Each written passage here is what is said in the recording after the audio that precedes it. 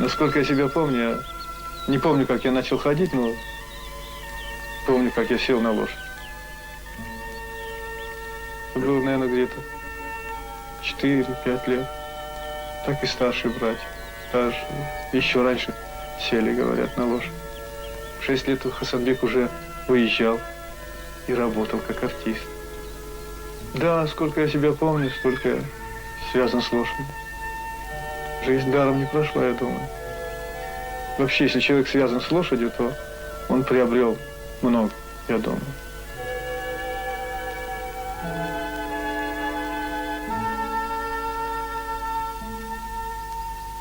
Я когда ушел на пенсию, оставил цирк, я очень боялся, что я 34 года отработал в цирке, боялся, что меня будет тянуть. Вы знаете, может быть, это неудобно признаваться, но в цирк меня не тянуло. А без лошади жить невозможно. Поэтому я опять взялся за лошадей. Здравствуй, дедушка, здравствуй, Миш. Саша, он в левую сторону хромает на левую ногу. Ты его в правую лучше гоняй, да? Да, маленький, да, дедушка. Иди, иди, маленький, иди.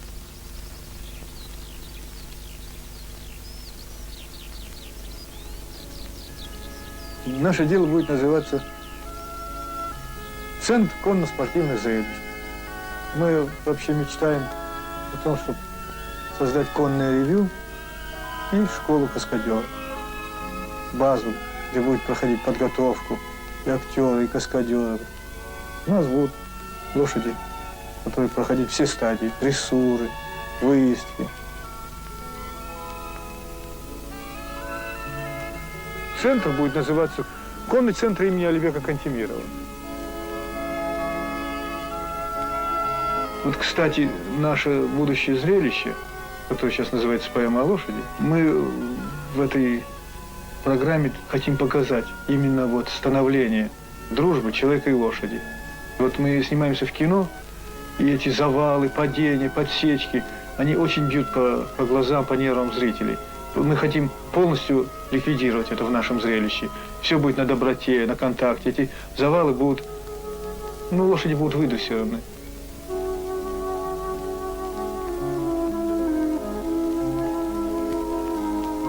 Наше дело требует полной самоотдачи и фанатизма.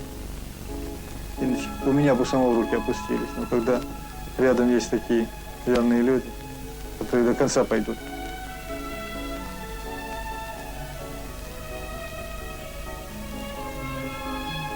Георгий Благерев – это тоже человек из цирка, казак, из Ростова. Он в цирке был в конном аттракционе «Руслан и Людмила». Творчески хороший человек, любит лошадей. Разные лошади, вообще они есть разные. Любой характер – это так же, как у человека. По внешнему, как человек, не одинаков, так и лошадь. И по характеру также.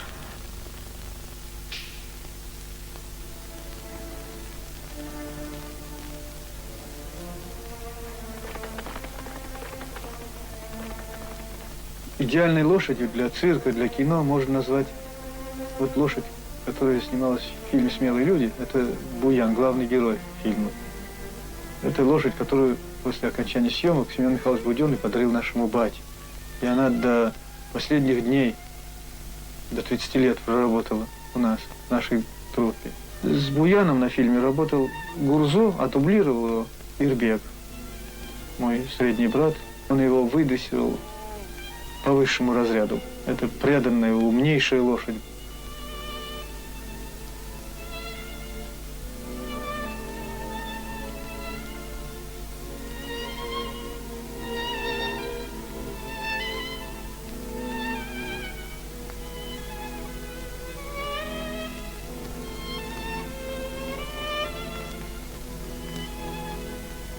У меня было несколько лошадей, но самый, вот он сейчас со мной, это Алмаз.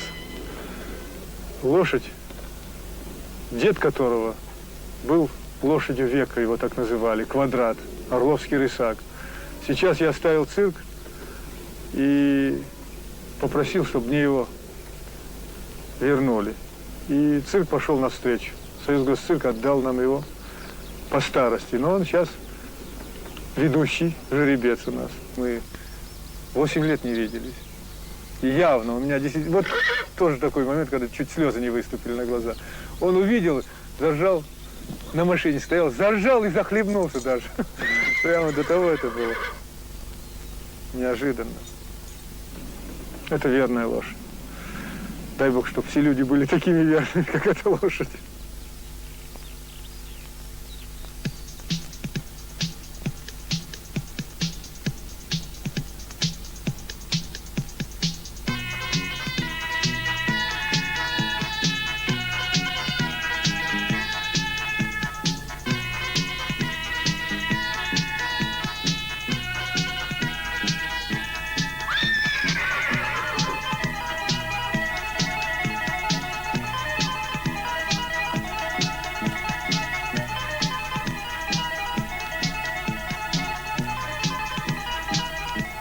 Все приходится делать самому. И песок, и, извините, навоз убирать, и лошадей чистить, и работать, и манеж делать.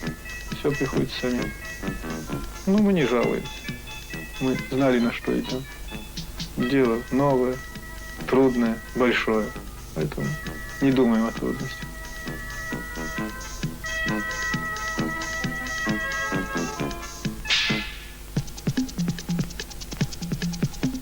Евгений Богородский. Это потомственный конник, казак. Его и дед, и отец были конниками. У него это в крови. Его дети даже садятся сейчас на лошадей. Мы с ним снимались очень много. 5 лет мы вместе работаем. Много фильмов. Фильм «Заложник», «На перевале не стрелять», «Багратион», «Петр Великий», «Потомок белого барса». Много фильмов. Мы постоянно вместе работаем. Лермонтов, он там был и консультантом в постановке.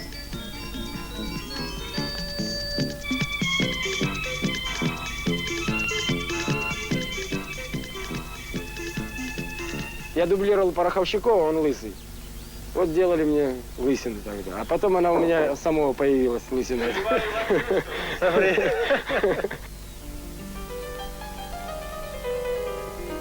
Я отработал 50 картин. И работал я Тимофеев Петр Леонидович. Я у него в группе работал. Потом вот, познакомился с Кантемиром. На одесской студии работал «Долгий путь в лабиринте», «Казах» фильм. Работал «Год дракона» и «До свидания, Медео». И еще несколько картин, я просто сейчас название не помню.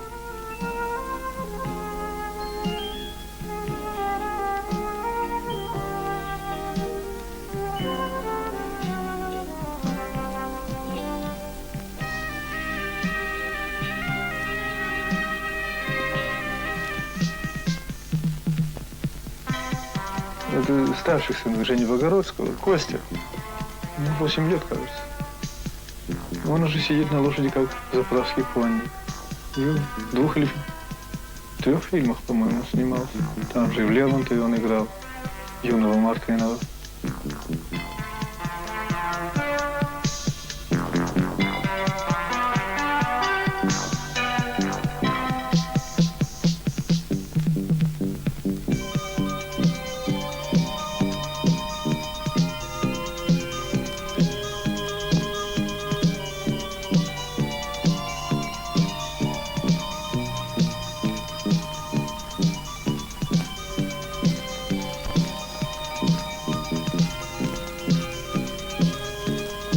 Он работал в группе Стислава Запашного, тоже хорошо знает лошадь. Ну, здесь собрались фанатики своего дела, то есть любят свое дело и животных по-настоящему, беззаветно.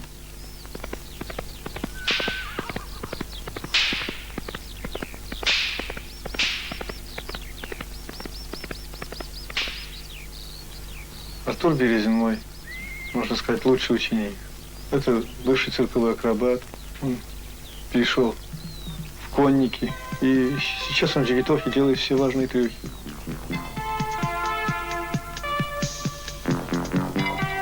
Ну, суровый человек у нас.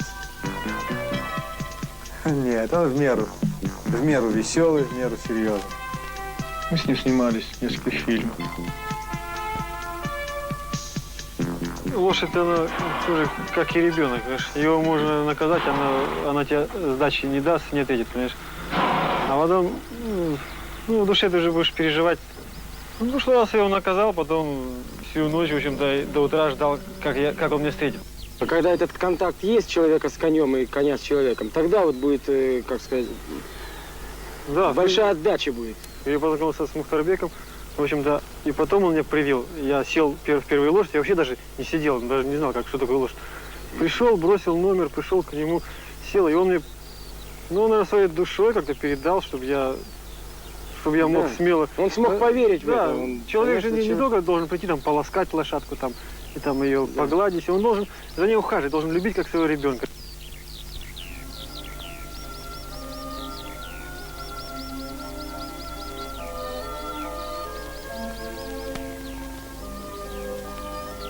Руководителя нашей группы Мухтарбека Кантемира, я с ним очень давно знаком по цирку. Просто хороший человек, сказать это мало. То есть все равно, что ничего о нем не сказать. Этот человек, ну, может быть, как говорится, это я книжным языком скажу, но с большой буквы человек. Ну, одним словом, чтобы сказать. Одним словом я затрудняюсь сказать. Для него одно слово я не могу подобрать, чтобы так вот взять и сказать, что вот одно слово. Он хороший, там, он плохой, там, он добрый, он там внимательный. Этого нет, нельзя. У него есть много такого, объемное какое-то такое. Ну, во-первых, он Добрый. Он может вокруг себя заводить людей. Сплотить? Сплотить, заводить этой идеей. Ну, а в общем-то, знающий свое дело с детства, работающий в цирке с лошадьми, в семье того, кого называют у нас патриархом джигитовки советской. Алибек, его отец. Какой он учитель? Я говорю, я на него равняюсь, он мой идеал.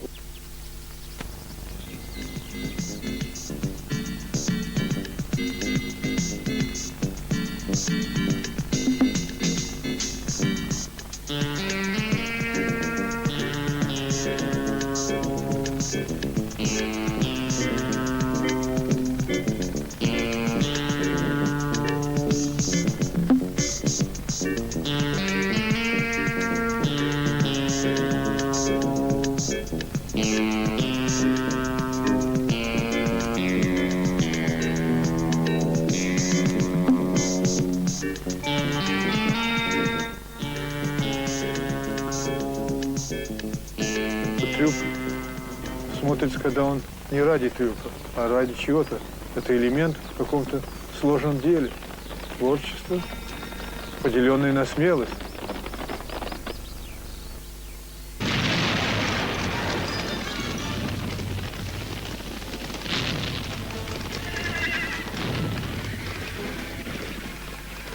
Это Тимофеев сделал такой трюк. Подсечку лошадей в тачанке. Серьезный трюк. Это Тимофеев, ученик нашего отца, в начале 50-х годов. Ушел в кинематограф.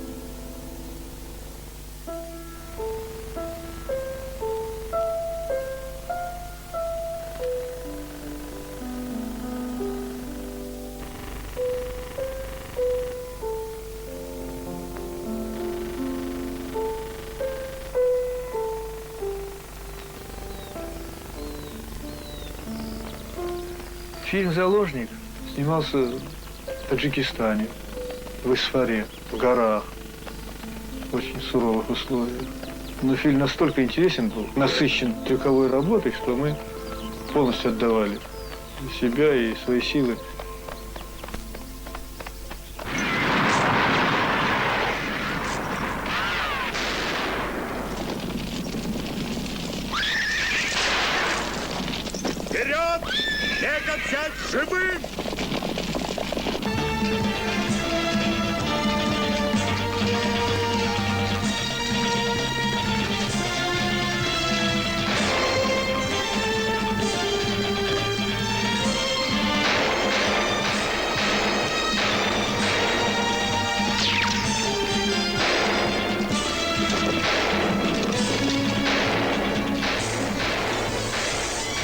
когда мы были на просмотре в Доме кино, и нашу группу тоже пригласили, на сцену вызывали. И после просмотра фильма мы стояли рядом с группой, и зрители шли, это было так приятно. И говорили, прямо громко говорили: молодцы, каскадеры, прекрасная работа. Вы, до того и неудобно, и приятно слышать, когда твой труд не пропадает.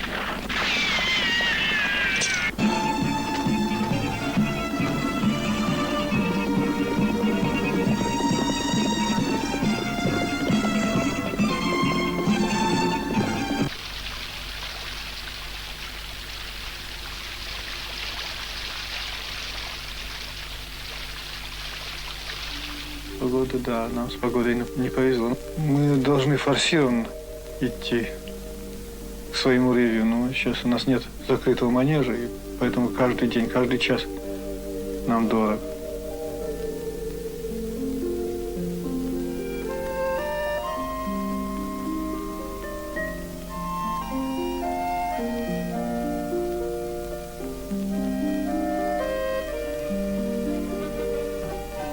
Большое дело трудно начинать, но настолько много доброжелателей, людей, которые любят лошадь, которые стремятся нам помочь, что мы просто не ощущаем этих трудностей. Но вот в числе наших союзников, можно сказать, Виктор Васильевич Горбатков.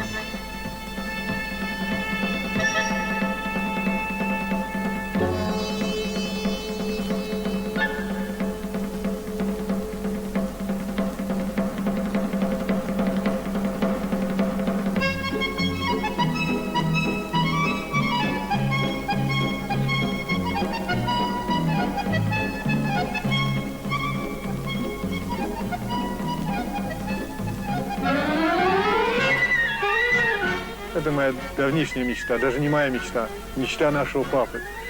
Он хотел сделать большое конное дело, вот типа нашего конного ревью, которое должно было вылиться за рамки 13-метрового манежа, на арены стадионов, больших зимних дворцов.